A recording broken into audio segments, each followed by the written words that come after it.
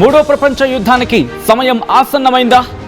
ఇప్పటికే America Russia మధ్య ఆ ఉద్రిక్త పరిస్థితులు తారాస్థాయికి చేరుకుంటున్నాయి. ఇటువంటి నేపథ్యంలో ఒక్క బాంబు పేలినా కూడా ప్రపంచ యుద్ధం ఏ క్షణాన్నైనా కళ్ళ ముందు కనిపించబోతోంది.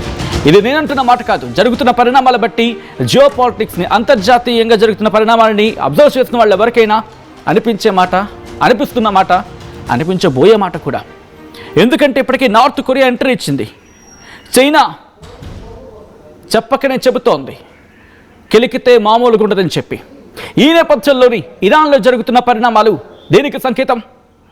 వివాదాలను పెంచుతూ ఉన్నాడు ట్రంప్ పెత్తనాన్ని తట్టుకోలేకపోతున్నాయి ప్రపంచ దేశాలు. అమెరికా రష్యాల మధ్య బాంబు పేరున ప్రపంచ యుద్ధమైనట్టుగా మారిపోయింది వాతావరణం. ఈ క్రమంలోని ఇరాన్లో జరుగుతున్న పరిణామాలు అక్కడ రెజీమ్ చేంజ్ అంటూ మాట వినిపిస్తోంది. ఈరోజు అర్ధరాత్రి అక్కడ రెజీమ్ చేంజ్ కాబోతోందా? అక్కడ అయతుల్లా అలీ ఖమేనీ ఇక అక్కడి నుంచి ఆయన నాయకత్వం పూర్తిగా ఇన్ఫాక్ట్ అక్కడ పూర్తిగా వెళ్ళిపోబోతోందా? ఖమేనీ రెజీమ్ అంతం కాబోతోందా? ప్రస్తుతం దీనికి సంబంధించే చర్చ జరుగుతుంటోంది. ఎందుకంటే అక్కడ విజువల్స్ చూడండి, ఆందోళన ఏ స్థాయిలో ఉన్నది. ఆ విజువల్స్ చూస్తే అర్థమవుతుంది.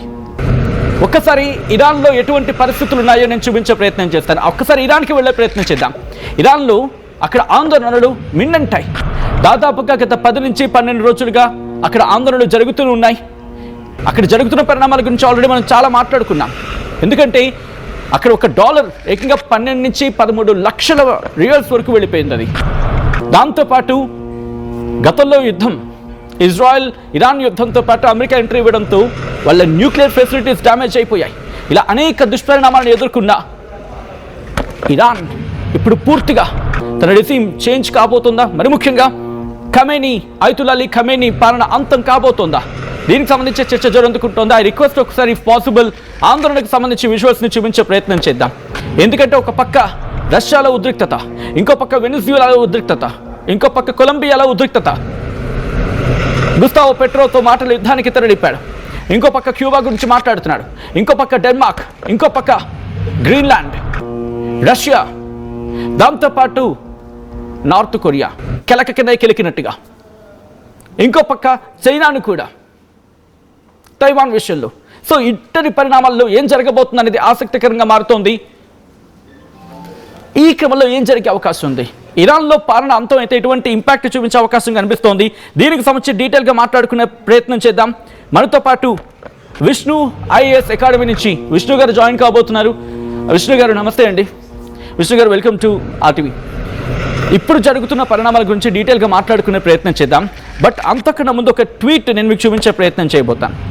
ఎందుకంటే రెజా పహల్వి, బహుశా నా ప్రొనౌన్సియేషన్ కాస్త అటు ఇటు అయ్యి ఉండొచ్చు కాక, రైజ్ ఇరాన్ అంటున్నాడు. ఈయన ఎవరో కాదు, షా కొడుకు. అంటే అక్కడ షా అంటే రాజు, అయితే రాజులు వాళ్ళ ఈయన అక్కడ యువరాజుగా పిలుచుకుంటూ ఉంటారు. కొద్దిసేపటి క్రితం ఆయన చేసిన ట్వీట్ కూడా ఇప్పుడు సంచలనంగా మారుతోంది. ఈరోజు అర్ధరాత్రి అక్కడ రెజీమ్ చేంజ్ కాబోతుందంటూ ఆయన చెప్తున్నాడు. ఇందుకే ఆయన ఎవడు? ఆయన ట్వీట్ చేస్తే ఎందుకు ప్రపంచం ఆయన మీద దృష్టి సారిస్తోంది?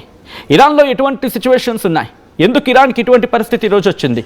ఇంతవరకు ఇరాన్లో కొద్ది రోజుల క్రితం మాట్లాడుకుంటే బుర్కా విషయంలో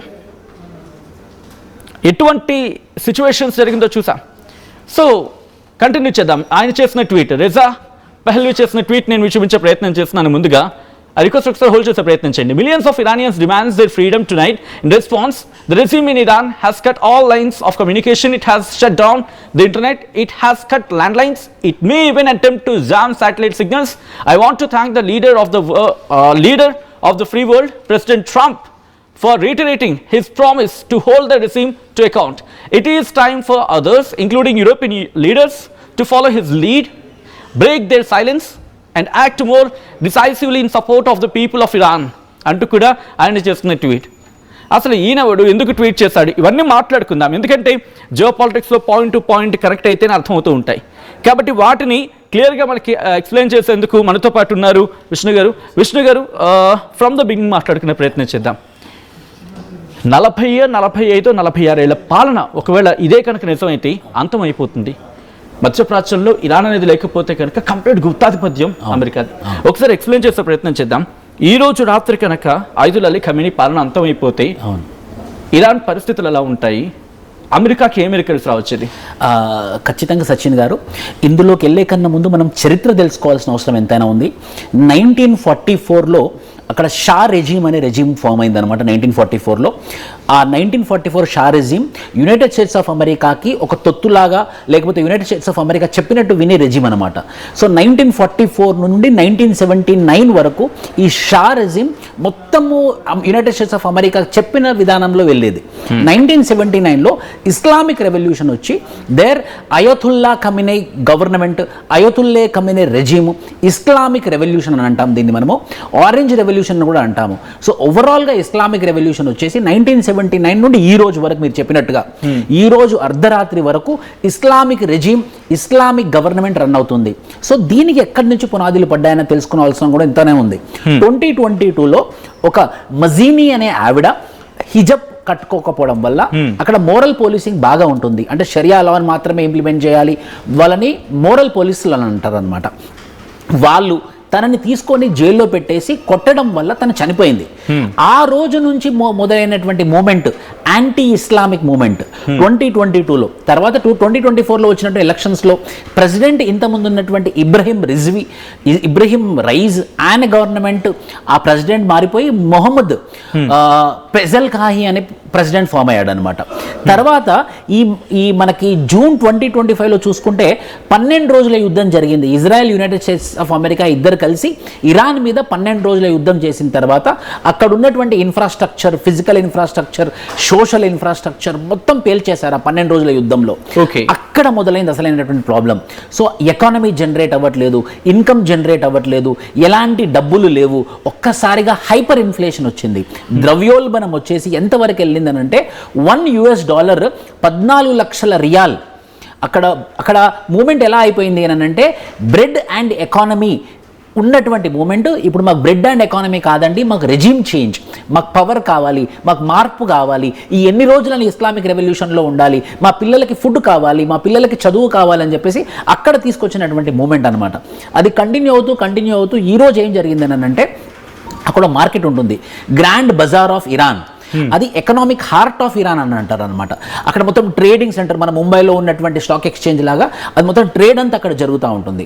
అక్కడ ఉన్నటువంటి ట్రేడర్స్, అక్కడ ఉన్నటువంటి ఇన్ఫ్లుయెన్షియల్ ఎకనామికల్ పీపుల్, ఆర్థికంగా బలంగా ఉన్నటువంటి ఇరానియన్ పీపుల్ అక్కడ కూడా రివాల్ట్ తీసుకొని వచ్చి ఇక మాకు రెజీమ్ వద్దు, ఈ ఇస్లామిక్ రెవల్యూషన్ వద్దు, మాకు మార్పు కావాలి, మాకు ఫుడ్ కావాలి, మాకు మా పిల్లలకు చదువు కావాలని చెప్పేసి జరగడం వల్ల ఈరోజు అర్ధరాత్రి మాత్రం ఇప్పుడు చూస్తున్నటువంటి పరిణామాల దృష్ట్యా 1979లో స్టార్ట్ అయినటువంటి ఇస్లామిక్ రెవల్యూషన్ 2026 జనవరి 9కి ఎండ్ అయ్యే అవకాశాలు ఎక్కువగా ఉన్నాయి. అంటే 47 సంవత్సరాల సుదీర్ఘమైనటువంటి ఒక రెజీమ్ మార్పు అయితే జరిగే అవకాశాలు ఎక్కువగా కనబడుతున్నాయి సచిన్ గారు.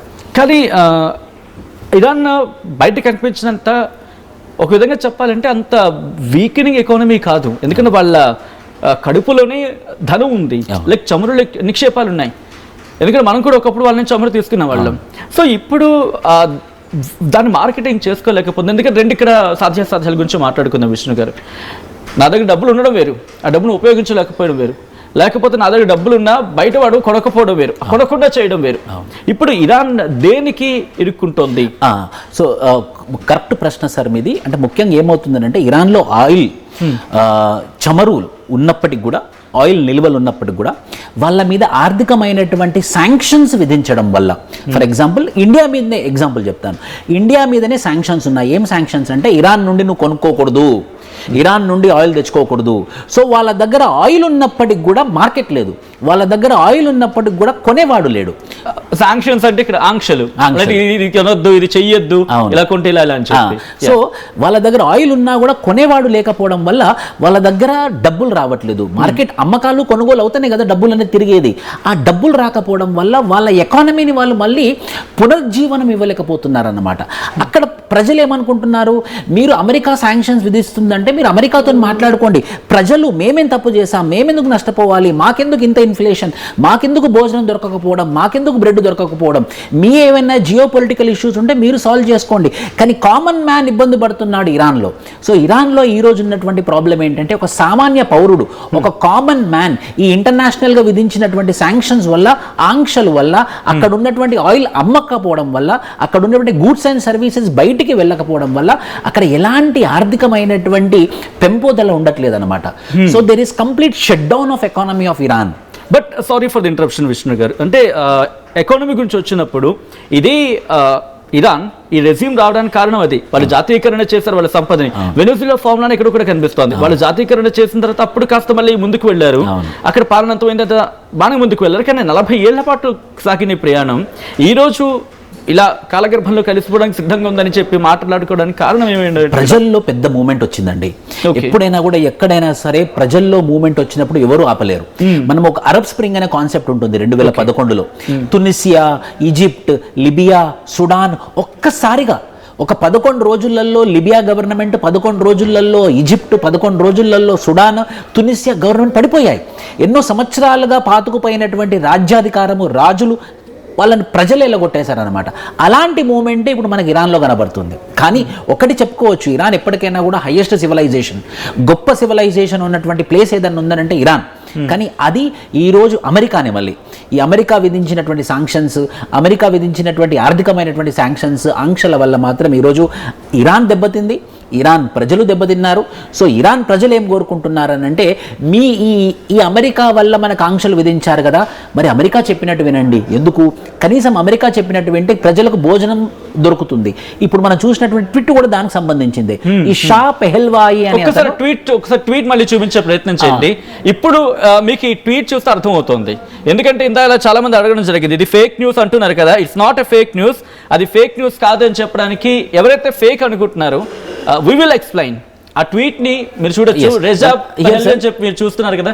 ఒక్కసారి ఆయన గురించి మాట్లాడుకుందాం విష్ణు గారు, బికాస్ అంటే మనం అంటే రెగ్యులర్ గా ట్రాక్ చేస్తూ ఉంటాం కదా, తెలుస్తూ ఉంటుంది. ఇతగాడు చేసిన ట్వీట్ ఎందుకు చూపిస్తున్నాం అంటే, ఇతగాడి గురించి ఒకసారి మాట్లాడుకుని అప్పుడు ట్వీట్ ఎక్స్ప్లెయిన్ చేద్దాం, సో దట్ ఇంకా క్లియర్ గా ఉంటుంది. ఈ రీజా పహల్వి అనే అతను, షా అనుకున్నాం కదా 1944, వాళ్ళ అబ్బాయి, వాళ్ళ సన్ అన్నమాట. ఇతను 1979లో ఇస్లామిక్ రెవల్యూషన్ జరిగిన తర్వాత అమెరికాలో ఒక రెఫ్యూజీ లాగా వెళ్ళి అక్కడ బతుకుతున్నాడు. మీరు చూసినట్టయితే, I want to thank the leader of free world president Trump. ఒక్కసారి మార్క్ చేద్దాం, హైలైట్ చేద్దాం. ఒక్కసారి మీరు పెన్ తీసుకుంటారా? ఒక్కసారి మార్క్ చేద్దాం. సో హియర్ ఇక్కడ మీరు చూసినట్టయితే, the president Trump I want to thank the leader అని అన్నాడు. దీనివల్ల మనకు అర్థమవుతుంది ఏంటంటే, మీరు ప్రెసిడెంట్ ట్రంప్ని మెచ్చుకుంటున్నాడు. ప్రెసిడెంట్ ట్రంప్ వల్లనే రెజిమ్ మార్పు జరగబోతుంది. ఈ ఇరాన్లో ఇంత పెద్ద మార్పు రావడానికి గల కారణం ట్రంప్ అని మెచ్చుకుంటున్నాడు. దీని ద్వారా మనకు అర్థమయ్యేది ఏంటంటే, ఏదైతే మూవ్మెంట్ ఇరాన్లో తీసుకొచ్చారో దాని వెనుకుండి నడిపించేది ఎవరు అని అంటే, it's none other than president Trump అనేది మనకు అర్థమవుతుంది. మరి ఇతనికి వచ్చే బెనిఫిట్ ఏంటంటే, ఈ రిజిమ్ చేంజ్ చేసి ఎవరికి పట్టం కడుతున్నాడు, ఎవరికి రాజ్యాధికారం ఇవ్వబోతున్నాడు అంటే రీజా పహల్వీకే ఇవ్వబోతున్నాడు. ఇతనికి ఎందుకు ఇవ్వబోతున్నాడు అంటే, 1944లో ఉన్నటువంటి గవర్నమెంట్కి అమెరికా సపోర్ట్గా ఉన్నటువంటి గవర్నమెంట్ వీళ్ళ ఫాదర్. సో వీళ్ళ ఫాదర్ కాబట్టే ఇతను కూడా నాకే మళ్ళీ ప్రభుత్వం వస్తుంది, నాకే రాజ్యాధికారం వస్తుందని చెప్పేసి ఇండైరెక్ట్గా అమెరికాకి సపోర్ట్ చేసి, అమెరికా ద్వారా శాంక్షన్స్ విధించి, అమెరికా ద్వారా ఇరాన్ని కంట్రోల్ చేయాలన్న ఉద్దేశంతో ఉన్నాడు అనమాట ఇది. అండ్ ఈయన ఇచ్చిన స్టేట్మెంట్, ఆ ఫస్ట్ స్టేట్మెంట్ మీరు చూడొచ్చు, millions of Iranians demanded their freedom tonight. ఈ రోజు రాత్రికి ఇంతవరకు ఈ మాట వినిపించలేదు. అంటే ఇక్కడ ప్రొటెస్టులు జరుగుతున్నాయి, నిరసనలు వ్యక్తం చేయడం జరుగుతుంది, రోడ్డు మీదకి వస్తున్నారు, ఉద్రిక్తతలు ఉన్నాయి, ఆందోళన వ్యక్తం చేస్తున్నారు, ఆర్థికంగా పడిపోయి ఉన్నారు. బట్ ఈ స్టేట్మెంట్ ఇంతవరకు కూడా ఎక్కడ కనిపించిన పరిస్థితి. లెట్ మీ హైలైట్ ఈ పాయింట్, ఫ్రీడమ్ టు నైట్ అనే ఈ పాయింట్ మాత్రం ఇదిగోండి. ఎవరైతే ఫేక్ న్యూస్ అంటున్నారో వాళ్ళకి స్క్రీన్ షాట్ పంపించండి. మీకు తెలుగులో అందరికైనా ముందుగా, అందరికైనా వేగంగా, అందరికైనా ఖచ్చితంగా సమాచారం ఇచ్చే ప్రయత్నం చేస్తోంది. కొంతమంది నమ్మచ్చు, కొంతమంది నమ్మకపోవచ్చు. అందుకే వాళ్ళకి ఆధారాలతో సైతం చూపించే ప్రయత్నం చేయండి. ఎందుకు ఈరోజు ఆర్టీవీకి ఇంత పట్టం కడుతున్నారంటే, మేము ప్రూఫ్లతో సైతం 1-2 సార్లు క్రాస్ చెక్ చేసుకుని, బికాస్ మీరు మాకు ఇచ్చిన నమ్మకం, మీరు మా మీద పెట్టిన నమ్మకం కాబట్టి మేము ఆధారాలతో సైతం మాట్లాడే ప్రయత్నం చేస్తున్నాం. కాస్త బెట్ కట్టండి ఎవరితోనైనా. నేను అంటే ఏదో మీరు వెంటనే కట్టనని కాదు, ఇది నామకే వాస్తే అంటున్నాను, సీరియస్గా తీసుకున్నారు కనుక. నేను ఎందుకు అంటున్నానంటే, క్రాస్ చెక్ చేసుకోండి, మిగిలిన ప్లాట్ఫామ్ క్రాస్ చెక్ చేసుకోండి. మనకన్నా నేను అంటున్నా, మనకైనా ఎవరైనా ఫాస్ట్గా ఇస్తున్నారా? మ్యాక్సిమం యాక్యురసీ గురించి మాట్లాడుకుంటే 98-99% ఇది మీరిచ్చిన బాధ్యత. సో ఎవరైనా ఫేక్ న్యూస్ అంటే కనుక ఇదిగో ఇదే స్క్రీన్ షాట్ తీసి పంపించండి.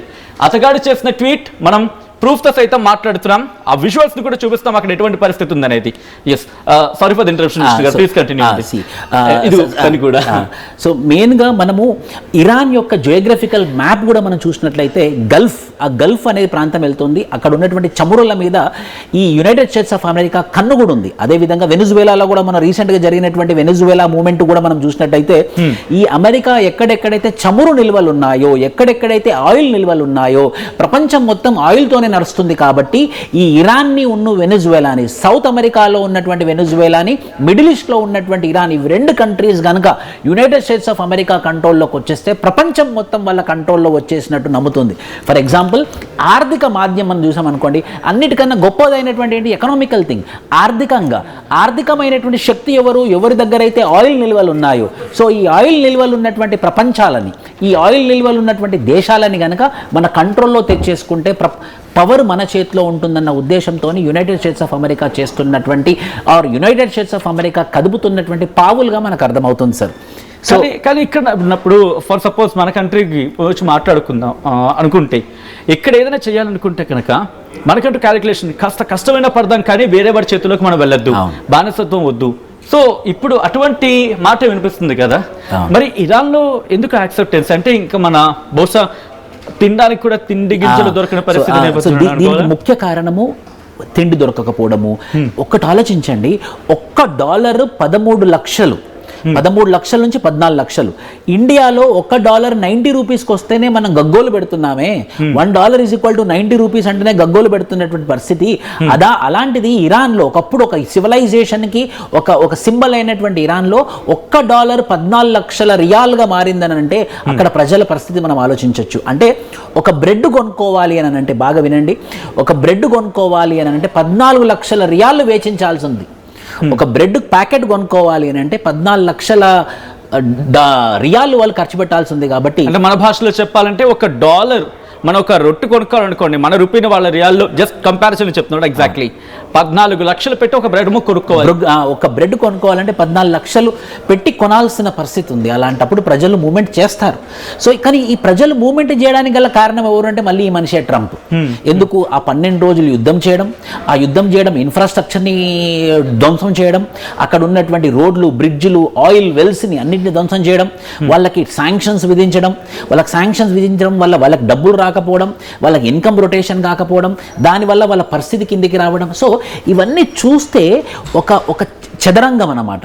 యునైటెడ్ స్టేట్స్ ఆఫ్ అమెరికా ఆడుతున్నటువంటి చదరంగంలో ఎవరు పావులు అని అంటే ఈ రిజా పహల్వి అనే మనిషిని వాడుతూ ఈ అమెరికా తన యొక్క గుత్తాధిపత్యాన్ని చూపెట్టడానికి జరుగుతున్నటువంటి ప్రయత్నం అది ఈరోజు దాదాపుగా ఫుల్ఫిల్ అయ్యే అవకాశాలు కనిపిస్తున్నాయి. ఇక్కడ నాలంటి వాడికి వచ్చే సందేహం మళ్ళీ ఏమనిపిస్తుందంటే, సరే అక్కడ ఖమేనీ తర్వాత నాయకత్వాన్ని ఎంచుకోకపోవడం వల్లే జరిగిన ప్రమాదం ఇది. ఎందుకంటే దాదాపు ఆయనకి 80 ఏళ్ళు ఆ హాస్పిటల్లో కూడా చూసాం కొన్ని సందర్భాల్లో, ఆ చర్చ కూడా ఉంది.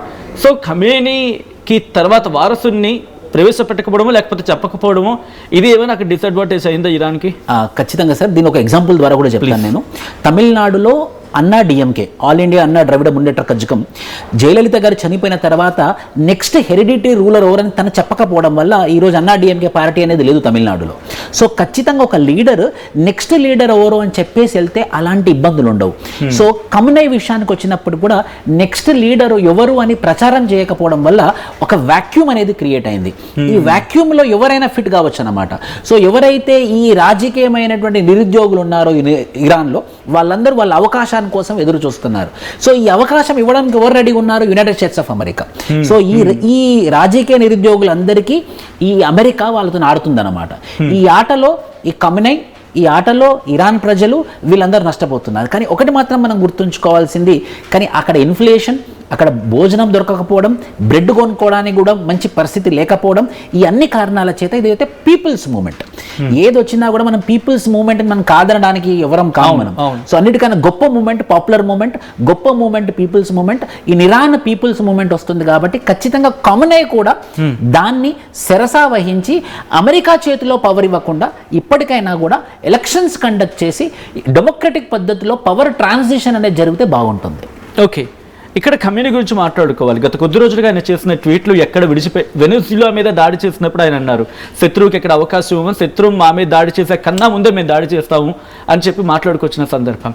ఖమేనీ ఎలా మూవ్ అనే అవకాశం ఉంది? ఎందుకంటే ఇంతవరకు ఖమేనీ రియాక్ట్ అయిన సందర్భం గురించి మాట్లాడుకుంటే sudden surprise I think Saudi Arabia మీద కూడా దాడి చేసిన సందర్భం అనుకుంటా. ఇరాన్ అండ్ ఇరాక్ మీద జరిగిన సందర్భంలో ఇటు అమెరికా స్థావరాలని టార్గెట్ చేసే క్రమంలో ఐ థింక్ సౌదీలో కూడా జరిగినట్టుంది. Subject correction year. కాబట్టి అటువంటి సర్ప్రైజ్ అటాక్ ఉండే అవకాశం ఉంటుంది అనుకోవాలా, లేకపోతే ఛాన్సెస్ లేవు అనుకోవచ్చు? ఇది ఖచ్చితంగా మనం ఛాన్సెస్ లేవని అనుకోవచ్చు. ఎందుకు అనంటే ఆ 12 రోజుల యుద్ధం ఏదైతే జరిగిందో జూన్ 2025లో Israel and United States of America ఇద్దరు కాంబైన్డ్గా ఇరాన్ మీద చేశారో ఆ 12 రోజుల యుద్ధం అప్పుడే ఖమేనీ యుద్ధం చేయాల్సిన పరిస్థితి. అప్పుడే న్యూక్లియర్ బాంబు వేస్తాడేమో, న్యూక్ వేస్తాడేమో అని అందరు నమ్మారు. కానీ అలాంటి సిట్యువేషన్లో తనే సొంతంగా వెళ్ళి బంకర్లో దాచుకున్నటువంటి చరిత్ర, ఆ సమయంలోనే యుద్ధం చేయనటువంటి మనిషి, ఆ సమయంలోనే ఎలాంటి బాంబులు విసిరనటువంటి మనిషి ఇప్పుడు ప్రజలు అడుగుతున్నారు కాబట్టి ఏమి చెయ్యడు కావచ్చు అని చెప్పేసి ద జియో పొలిటికల్ స్ట్రాటజిస్ట్ అనుకుంటున్నారు.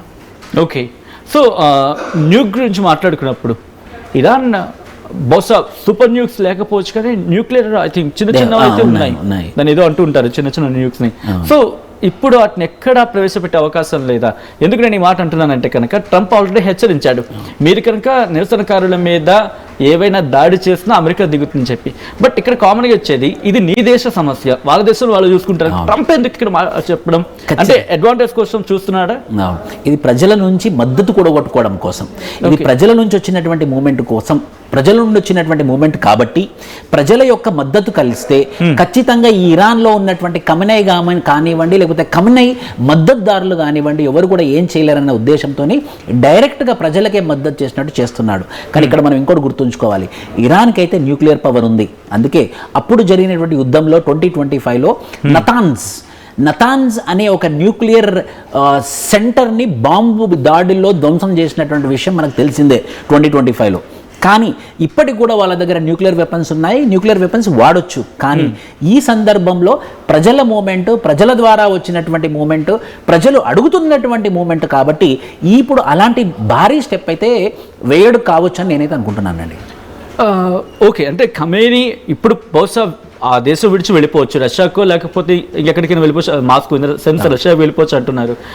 సో ఇక్కడ తన వారసుడిగా ఉంచి ఇక్కడ నేను ఒకసారి మ్యాప్కి వెళ్ళే ప్రయత్నం చేస్తాను, ఎందుకంటే ఇక మాటల్లో మ్యాప్లో చూసే ప్రయత్నం చేద్దాం. వరల్డ్ మ్యాప్లో మనం మాట్లాడుకోవాలి కాబట్టి ఒకసారి విజువల్స్ చూద్దాం ఆందోళనకు సంబంధించి. అండ్ ఆ క్రమంలో నేను మీకు మ్యాప్లో ఎక్స్ప్లెయిన్ చేసే ప్రయత్నం చేస్తాను. సో ఒక చిన్న క్వశ్చన్ ఈ గ్యాప్లో నేను మీకు ఫైర్ చేస్తాను, సో దట్ మీరు ఒక ఎక్స్ప్లెయిన్ చేస్తున్నాను, నేను మీకు మ్యాప్ రేజ్ చేస్తాను ఈ గ్యాప్లో. బట్ ఇక్కడ నాలాంటి వాటికి వచ్చే కామన్ క్వశ్చన్ ఏంటంటే, ఖమేనీ అనే వ్యక్తి నార్మల్ కాదు, 40 ఏళ్ళు ఒక దేశాన్ని పాలించాడు, అది కూడా అమెరికా లాంటి అగ్రరాజ్యంతో పోరాడుతూ మిగిలిన దేశాల్లో తన అస్తిత్వాన్ని చూపించుకుంటూ. అటువంటి వ్యక్తి ట్రంప్ ఉన్నంతకాలం కాస్త సైడ్ అయ్యి ఆ తర్వాత మళ్ళీ రెజ్యూమ్ చేంజ్ అంటే అక్కడ కనుక మారిపోతే అప్పుడు మళ్ళీ వచ్చి తన ప్రభావాన్ని చూపించే అవకాశం ఉందనుకోరా, లేకపోతే ఇంకా ఖమేనీ శకం పూర్తయింది అనుకోలేదు? ఖచ్చితంగా మనము ఖమేనీ యొక్క శకం పూర్తయింది అనుకోవడానికి అయితే ఉండదు. మీరు అన్నట్టు ప్రస్తుతం ఉన్నటువంటి ఈ పాపులర్ మూమెంట్లో ఈ యొక్క రోజు గడవని, లేకపోతే ఈ యొక్క రెజీమ్ గడవని, ఈ ట్రంప్ అనేవాడు బయటికి వెళ్ళిపోని అని చెప్పేసి కొన్ని రోజులు వీళ్ళు వేచి ఉండొచ్చు. కానీ రేపైనా ఎల్లుండైనా కానీ ఎప్పటికైనా కూడా మూమెంట్ రావచ్చు. కానీ ఆ మూమెంట్ రాకుండా ఉండాలి అని అంటే ఇప్పుడు కొత్తగా ఏదైతే రెజీమ్ రాబోతుందో ఇరాన్లో, అది మాత్రం ప్రజల పక్షాన డెమోక్రటిక్గా పీపుల్కి ఏం కావాలో, పీపుల్స్ ఏమైతే ఇన్స్పిరేషన్స్ ఉన్నాయో, ఆస్పిరేషన్స్ ఉన్నాయో వాటి కోసం కనుక పనిచేసేటటువంటి గవర్నమెంట్ అయి ఉంటే మాత్రము రేపు మళ్ళీ ఖమేనీ వచ్చినా కూడా నడవని పరిస్థితి. ఫర్ ఎగ్జాంపుల్ మీరు ఎక్కడైనా చూడండి, ఒక రెజీమ్ చేంజ్ అయిన తర్వాత ఆ పాత ప్రభువు, ఆ ప్రాంత లీడర్ ఖచ్చితంగా నాకు పవర్ వస్తే బాగుండు కదా అని రావడానికి ప్రయత్నం చేస్తాడు. అది ఇరాన్లో, అది పాకిస్తాన్లో జరిగింది, వేరే కంట్రీస్లో కూడా జరిగింది. కానీ అలా జరగకుండా ఉండాలి అంటే మాత్రం డెమోక్రటికల్లీ ఎలక్టెడ్ గవర్నమెంట్ ఉంటే మాత్రం బాగుంటుంది. ఫర్ ఎగ్జాంపుల్ మనం ఇక్కడ చూసినట్టయితే ఈ మ్యాప్, ఇక్కడ ఒక కంట్రీ ఉంది చూసారా, ఇది ఇరాన్. సో ఓకే ఓకే ఒక్క నిమిషం ఎస్ నేను సార్ ఓకే ఎస్. ఇప్పుడు మనం ఇక్కడ చూసినట్టయితే ఇక్కడ ఒక్క నిమిషం Vishnu garu. Yes please continue. Okay yes ఇప్పుడు కంటిన్యూ అండి. ఎస్, ఇక్కడ మీరు చూసినట్లయితే ఇది గల్ఫ్, ఇక్కడ నుంచి ఈ ఆయిల్ చమురులని పోతూ ఉంటుందన్నమాట. ఇక్కడ ఇరాన్, ఇక్కడ మనం Saudi Arabia United States of అమెరికాకి పాజిటివ్ ఉంది, ఒమన్ యునైటెడ్ స్టేట్స్ ఆఫ్ అమెరికాకి పాజిటివ్ ఉంది. మనకు తెలుసు ఆల్రెడీ ఇరాక్ మీద యుద్ధం చేసి ఇరాక్లో సద్దాం హుసేన్ గవర్నమెంట్ని పక్కకు పెట్టినటువంటిది United States of America. So ఇక్కడ కూడా యుఎస్ఏ ప్రాబల్యం ఉంది, తుర్కమెనిస్తాన్లో ఉంది. మనకు తెలుసు ఇంతకుముందు ఆఫ్ఘనిస్తాన్ 2019 వరకు యునైటెడ్ స్టేట్స్ ఆఫ్ అమెరికా ఉండి తాలిబాన్కి అప్పచెప్పింది. సో ఈ రీజియన్లో ఎక్కడైతే ఆయిల్ చమురులు ఎక్కడైతే నిల్వలు ఉన్నాయో వీటన్నిటి మీద యునైటెడ్ స్టేట్స్ ఆఫ్ అమెరికా గుత్తాధిపత్యం తెచ్చేసుకుంది. సో ఇక మిగిలిపోయింది ఏంటి అంటే ఈ సెంటర్ పాయింట్ ఇరాన్ గనక తన కంట్రోల్లోకి వచ్చేసి ఇరాన్లో ఉన్నటువంటి గవర్నమెంట్ కనుక యునైటెడ్ స్టేట్స్ ఆఫ్ అమెరికా చెప్పేటటువంటి గవర్నమెంట్ అయితే మాత్రము ఈ రీజియన్ మొత్తం will come under the control of United States of America sir. అంటే ఇక్కడ ఉన్నటువంటి చమురుల మీద వాళ్ళ కన్ను ఉంది. అదేవిధంగా మనం చూసినట్టయితే ఒక్క నిమిషం సార్. ఎస్, అదేవిధంగా మనం చూసినట్టయితే సౌత్ అమెరికా, ఇక్కడ మీరు చూసినట్టయితే సౌత్ అమెరికా ఇప్పుడు అదే విధంగా ఈ సౌత్ అమెరికాలో కూడా ఇక్కడ వెనుజువేలా అనే కంట్రీ మనకు కనబడుతుంది. ఒకసారి జూమ్ చూపించే ప్రయత్నం చేద్దాం, జూమ్ లో కూడా. సో ఇక్కడ ఇక్కడ మనం చూసినట్టయితే వెనుజువేలా ఉంది, ఇక్కడ చూసినట్టయితే వెనుజువేలా ఉంది, ఇక్కడ యునైటెడ్ స్టేట్స్ ఆఫ్ అమెరికా ఉంది. ఈ వెనుజువేలాలో సేమ్ ఇదే పరిస్థితి. ఇక్కడ మనకి తెలియని విషయం ఏంటంటే సౌదీ అరేబియా కంటే ఎక్కువ ఆయిల్ రిజర్వ్స్ వెనుజువేలా ఉంది. వెనుజువేలాని ఏమంటారంటే ల్యాండ్ ఆఫ్ బిలినియర్స్ అంటారు. అంటే ప్రతి ఒక్క భూమి వాళ్ళు ఉండేటటువంటి ప్రతి ఒక్క ఇల్లు వాళ్ళ భూమి కింద ల్యాండ్ కింద ఆయిల్ ఉన్నట్టు నిజాలు ఉన్నాయన్నమాట. సో ఈ వెనుజువేలాలో ఉన్నటువంటి ఆయిల్ ఇప్పటి వరకు ఎవరు ఎక్స్ప్లోరేషన్ చేయలేదు కాబట్టి యునైటెడ్ స్టేట్స్ ఆఫ్ అమెరికా అక్కడ ఉన్నటువంటి లీడర్ అయినటువంటి మడూరో అతన్ని పక్కన దించేసి ఇప్పుడు కొత్తగా అక్కడ ఉన్నటువంటి వైస్ ప్రెసిడెంట్ డిసోజా అతన్ని తీసుకొని వచ్చి అతని ద్వారా ఇక్కడ ఈ వెనుజువేలాని కంట్రోల్ చేసి వెనుజువేలాలో కొత్తగా డెమోక్రటికల్లీ ఎలక్టెడ్ గవర్నమెంట్ తీసుకొని వచ్చి ఇక్కడ వాళ్ళ యొక్క మళ్ళీ ఆధిపత్యం. సో మీరు ఎక్కడ చూసినా కూడా ఒక కామన్ పాయింట్ ఉందండి. ఏంటా కామన్ పాయింట్ అంటే ఆయిల్ కావాలి, ఈ చమురు నిలువలు కావాలి. యునైటెడ్ స్టేట్స్ ఆఫ్ అమెరికా అక్కడ డెమోక్రటిక్ ట్రాన్సిషన్ కాదు కావాల్సింది, అక్కడ ఉన్నటువంటి ఆర్థికమైనటువంటి బెనిఫిట్. ఆ ఆర్థికమైనటువంటి బెనిఫిట్ ఎలా వస్తుందనంటే అక్కడ ఉన్నటువంటి ఆయిల్ వెల్స్కి వీళ్ళు ఓనర్ అవుతే. ఫర్ ఎగ్జాంపుల్ మీరు ఈరోజు న్యూస్ పేపర్ చూస్తుంటే ఈరోజు హిందూ న్యూస్ పేపర్లు ఏమని చెప్పారు అని అంటే వెనుజువేలాలో ఉన్నటువంటి ఆయిల్ రిజర్వ్స్ అన్నీ కూడా అమ్మకానికి పెట్టింది యునైటెడ్ స్టేట్స్ ఆఫ్ అమెరికా. పెట్టి ఈ డబ్బులు ఏవైతే జనరేట్ అవుతున్నాయో ఈరోజు న్యూస్ పేపర్ ఇందులో జనరేట్ అయినటువంటి డబ్బులు ఇక్కడ ఉన్నటువంటి ప్రజలు అందరూ కూడా అమెరికా గూడ్సే కొనాలి. అలా అయితేనే